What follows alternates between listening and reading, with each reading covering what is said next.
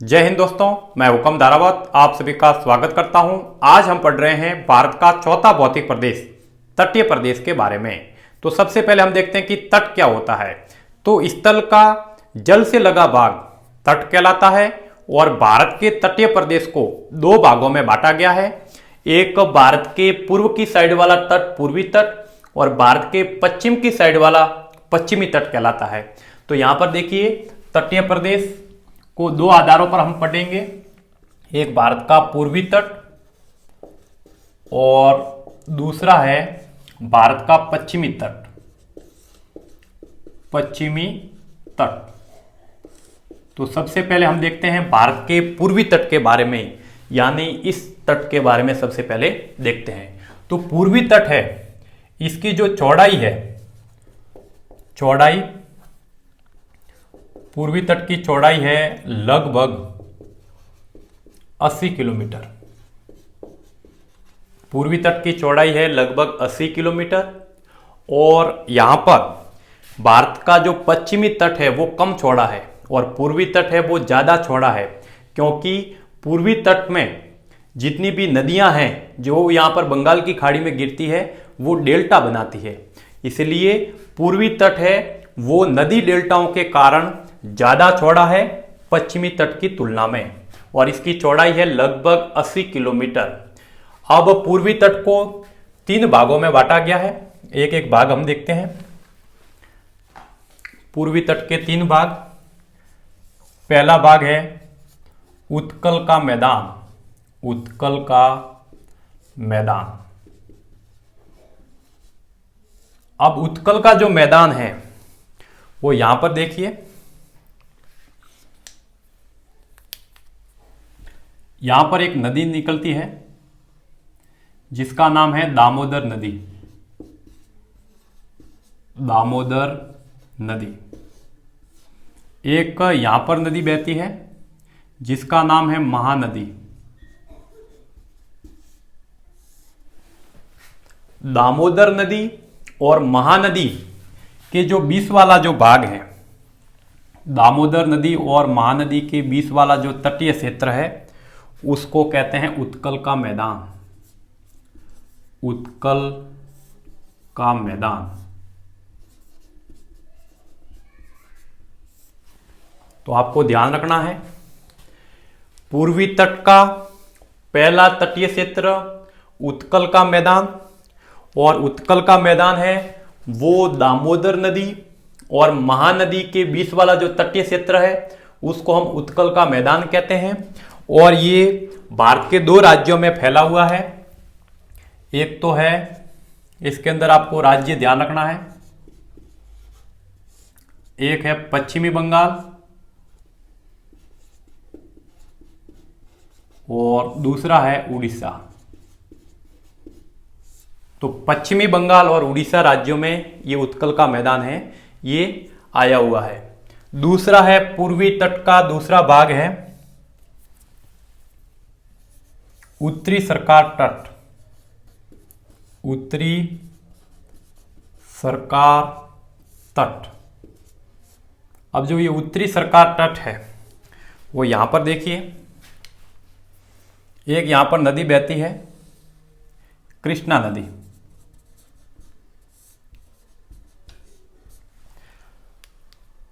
महानदी और कृष्णा नदी के बीच वाला भाग, महानदी और कृष्णा नदी के बीच वाला जो भाग है उसको हम जानते हैं उत्तरी सरकार तट से। उत्तरी सरकार तट। और ये जो फैला हुआ है, ये फैला हुआ है दो राज्यों में, एक है उड़ीसा और दूसरा है आंध्र प्रदेश। आंध्र प्रदेश। तीसरा जो है वो है कोरोमंडल तट। कोरोमंडल तट। और कोरोमंडल तट वो है यहां पर देखिए, यहां पर है कन्याकुमारी। कन्याकुमारी। कन्याकुमारी। तो कृष्णा नदी से लगाकर कन्याकुमारी तक जो तट फैला हुआ है उसको हम कहते हैं कोरोमंडल तट। कोरोमंडल तट। तो यहां पर देखिए कोरोमंडल तट है, वो भारत के किन किन राज्यों में फैला हुआ है? तो वो भारत के राज्यों में फैला हुआ है, एक तो आंध्र प्रदेश राज्य में, और दूसरा फैला हुआ है तमिलनाडु में। अब कोरोमंडल तट की विशेषता क्या है? तो एक बात ध्यान रखना है, लौटते हुए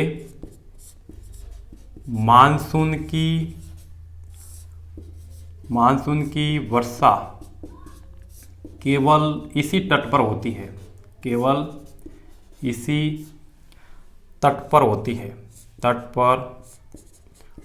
है। तो ये था पूर्वी तट। तो पूर्वी तट के अंदर आपको क्या ध्यान रखना है? पूर्वी तट, ये पूरा का पूरा पूर्वी तट कहलाता है। ये यहां से लगाकर यहां तक का ये जो भाग है उसको हम कहते हैं पूर्वी तट। तो पूर्वी तट के अंदर आपको ध्यान रखना है, पूर्वी तट है भारत का, उसके 3 भाग हैं। एक दामोदर नदी और महानदी के बीच वाला जो तटीय क्षेत्र है उसको हम उत्कल का मैदान कहते हैं, और ये भारत के 2 राज्यों में फैला हुआ है, एक पश्चिमी बंगाल, दूसरा उड़ीसा। दूसरा तट है महानदी और कृष्णा नदी के बीच में, जिसको हम उत्तरी सरकार तट कहते हैं। यह भारत के 2 राज्यों में फैला हुआ है, एक उड़ीसा और दूसरा आंध्र प्रदेश। तीसरा तट है पूर्वी तट का, वो है कोरोमंडल तट, जो कृष्णा नदी और कन्याकुमारी के बीच में फैला हुआ है। और कोरोमंडल तट भारत के 2 राज्यों में है स्थित है, एक है आंध्र प्रदेश और दूसरा है तमिलनाडु। इन तीनों को उत्कल का मैदान, उत्तरी सरकार तट और कोरोमंडल तट, तीनों को हम पूर्वी तट कहते हैं। कोरोमंडल तट की विशेषता क्या है कि यहां पर लौटते हुए मानसून की वर्षा होती है। जब मानसून वापस लौटता है, इससे ये लौटता हुआ मानसून क्या होता है, इसके बारे में हम भारत की जब जलवायु पढ़ेंगे तब इसके बारे में विस्तार से बात करेंगे। अभी सिर्फ आपको ये ध्यान रखना है कि कोरोमंडल तट भारत का ऐसा तट है जहां पर सिर्फ लौटते हुए मानसून की वर्षा सिर्फ इस तट पर ही होती है, बाकी किसी तट पर नहीं होती है। तो ये बात आपको इसके अंदर ध्यान रखनी है। अब हम देखते हैं कि पूर्वी तट की प्रमुख विशेषता क्या है। तो आपको ध्यान रखना है, यहां नोट लगा के आप लिख भी सकते हैं। पूर्वी तट की प्रमुख विशेषता, पूर्वी तट की प्रमुख विशेषता क्या है? तो प्रमुख विशेषता, पूर्वी तट की प्रमुख विशेषता आपको ध्यान रखना है, लैगून है, लैगून। पूर्वी तट की प्रमुख विशेषता, इस तट की प्रमुख विशेषता लैगून है। लैगून क्या होती है? तो ये हम सबसे पहले कि महासागरीय लहरों के निक्षेपण से निर्मित खारे पानी की जो झील होती है उसको हम लैगून कहते हैं। तो यहां पर मैं लिख देता हूं, यहां पर देखिए कि लैगून क्या होता है। महासागरीय लहरों के निक्षेपण से, महासागरीय लहरों के निक्षेपण से निर्मित खारे पानी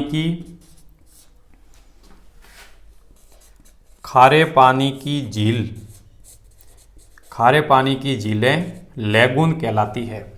महासागरीय लहरें जब आती है तो वो अपने साथ में जो भी पदार्थ लाती है उसको तट के पास में इकट्ठा कर देती है, और उससे जो झील का निर्माण होता है उसको हम लैगून झील कहते हैं। और इस प्रकार की लैगून झील हमें भारत के पूर्वी तट पर बहुत देखने को मिलती है। और भारत में जो सबसे बड़ा लैगून है, ये भी आपको ध्यान रखना, भारत में सबसे बड़ा लैगून, तो भारत का सबसे बड़ा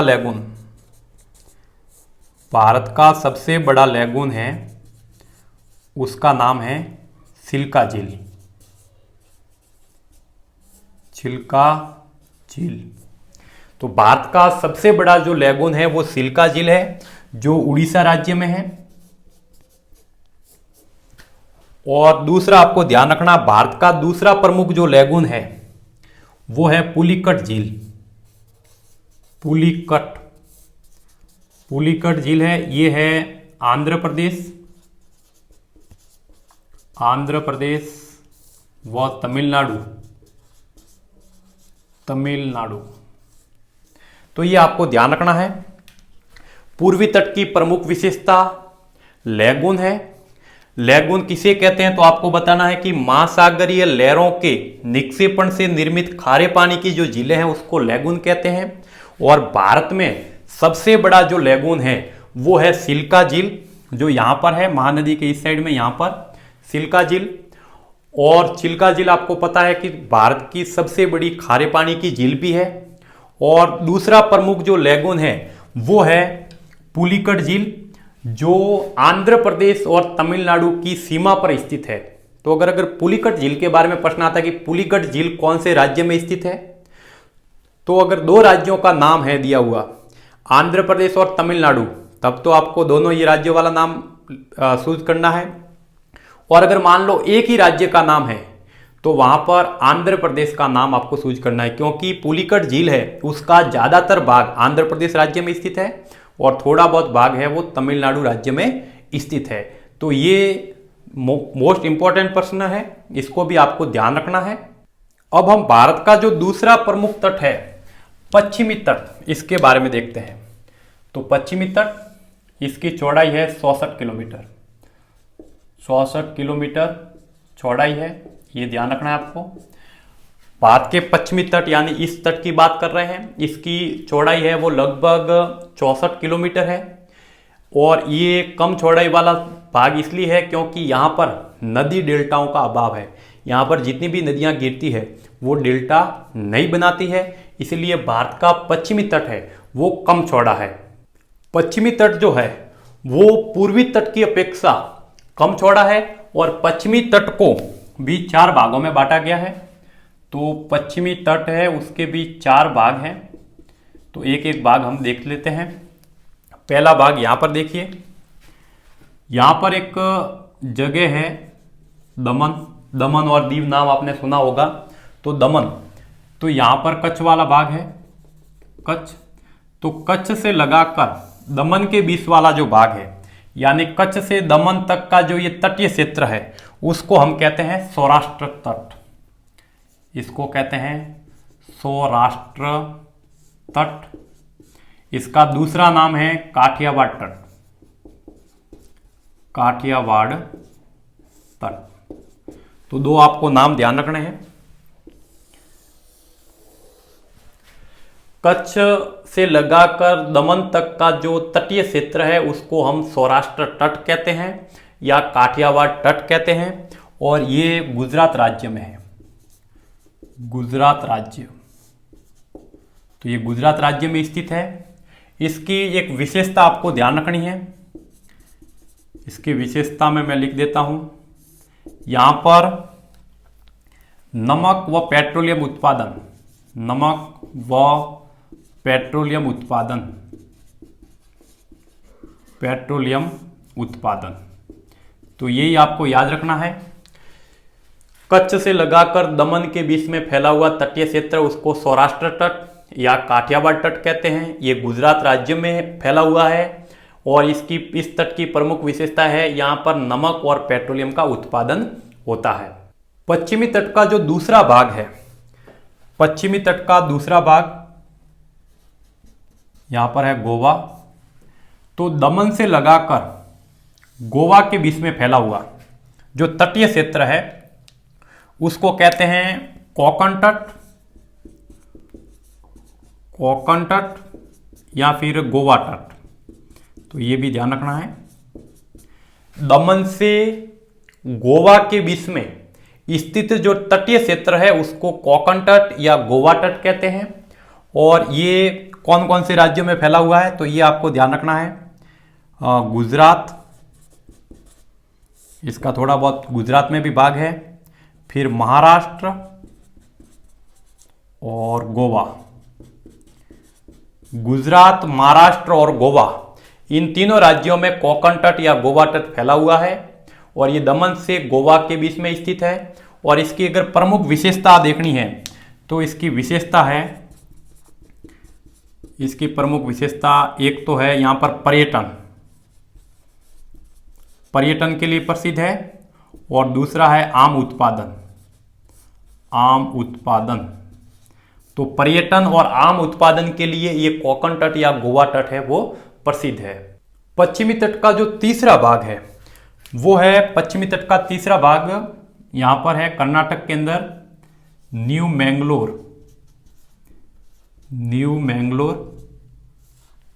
तो गोवा से न्यू मैंगलोर के बीच में, गोवा से न्यू मैंगलोर के बीच में जो तट है उस तट को कहते हैं कर्नाटक तट, कर्नाटक तट या फिर कन्नड़ तट, कन्नड़ तट, ये दोनों नाम ध्यान रखने।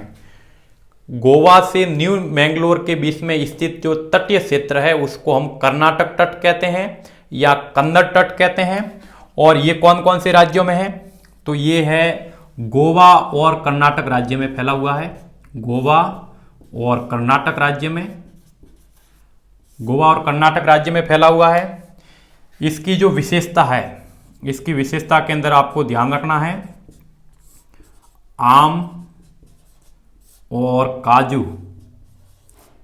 उत्पादन। तो आम और काजू उत्पादन के लिए कौन सा तट प्रसिद्ध है, तो कर्नाटक या कन्नड़ तट प्रसिद्ध है। ये गोवा और कर्नाटक राज्य में स्थित है, ये गोवा और न्यू मैंगलोर के बीच में स्थित तट है। पश्चिमी तट का जो चौथा भाग है वो है यहां न्यू मैंगलोर से शुरू होकर कन्याकुमारी तक, न्यू मैंगलोर से शुरू होकर कन्याकुमारी तक जो तट स्थित है उसको हम कहते हैं मालाबार तट, मालाबार तट। तो प्रश्न है कि मालाबार तट है वो कहां तक स्थित है, तो मालाबार तट है वो न्यू मैंगलोर से शुरू होता है, कन्याकुमारी के मध्य स्थित है। कौन कौन से राज्यों में फैला हुआ है, तो ये राज्यों में फैला हुआ है, एक तो आपको लिखना है कर्नाटक, दूसरा केरल, तीसरा तमिलनाडु। इसकी विशेषता क्या है, तो विशेषता के अंदर आपको लिखना है, पहली विशेषता तो आप लिखोगे इसके, यहां पर एक तो नारियल का उत्पादन ज्यादा होता है, एक मसालों का उत्पादन, तो मसाले के लिए भी प्रसिद्ध है, और रबर उत्पादन, रबर उत्पादन। एक मालाबार तट की आप विशेषता लिखो, तो भारत का सर्वाधिक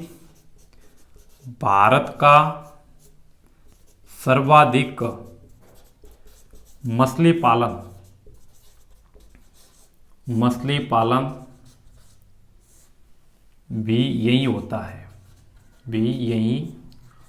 है, तो ये कुछ विशेषता है मालाबार तट की। तो न्यू मैंगलोर से कन्याकुमारी के मध्य स्थित तट को मालाबार तट कहते हैं। यह कर्नाटक, केरल और तमिलनाडु राज्यों में स्थित है। और यहाँ की प्रमुख विशेषता ये है कि यहाँ पर नारियल, मसाले और रबर का उत्पादन के लिए प्रसिद्ध है, और भारत का सर्वाधिक मछली पालन भी मालाबार तट पर होता है। एक और इसकी विशेषता है मालाबार तट की, वो भी आपको ध्यान रखनी है। मालाबार यहीं पे लिख देता हूं, मालाबार तट की विशेषता, मालाबार तट, इसकी विशेषता एक ये है कि यहां पर कयाल है, क्या है, कयाल, ये ध्यान रखना। मालाबार तट की एक प्रमुख विशेषता यहां पर कयाल है, और यहां पर दो प्रमुख कयाल है जो काफी प्रसिद्ध है। एक तो है वेम्बनाद, यहां पर नाम मैं लिख देता हूं, एक तो है वेम्बनाद कयाल, और दूसरी है अगस्त्य मुदई कयाल, अगस्त्य मुदई कयाल, ये दोनों कयाल आपको याद रखनी है। तो अगर प्रश्न है कि मालाबार तट की एक प्रमुख विशेषता बताइए, तो मालाबार तट की प्रमुख विशेषता कयाल है। अब ये कयाल क्या है वो भी मैं आपको बताता हूं। और यहां पर दो प्रमुख कयाल जो काफी प्रसिद्ध है, एक है वेम्बनाद कयाल और दूसरी है अगस्त्य मुदई कयाल। अब ये कयाल क्या होती है, तो यहां पर जिस तरह हमने देखा पूर्वी तट पर जो लैगून है वो महासागरीय लहरों के निक्षेपण से बनती थी, इसी तरह भारत के पश्चिमी तट पर यानी मालाबार तट पर महासागरीय लहरों के अपरदन से जो निर्मित होती है, यानी महासागरीय लहरें जो आती है और उनके द्वारा तट को काटकर जो खारे पानी की झीलें बनाई जाती है उनको हम कहते हैं कयाल कहते हैं। तो आपको इसमें कयाल वाले में ये लिखना है तो आप लिख सकते हैं महासागरीय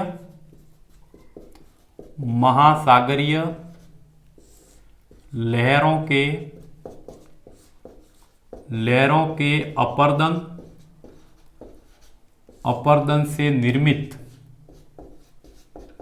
अपरदन से निर्मित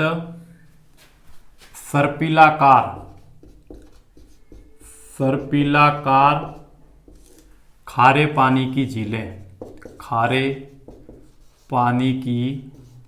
झीलें, ये ध्यान रखना है। महासागरीय लहरों के अपरदन से जो सर्पिलाकार खारे पानी की झीलें बनती है उसको कयाल कहते हैं। और मालाबार तट पर दो प्रमुख कयाल है, वेम्बनाद कयाल और अगस्त्य मुदई कयाल। तो ये था पश्चिमी तट। तो आपको ध्यान रखना पश्चिमी तट है उसकी चौड़ाई है 64 किलोमीटर और इसके 4 भाग हैं, पहला भाग, दूसरा, तीसरा और चौथा।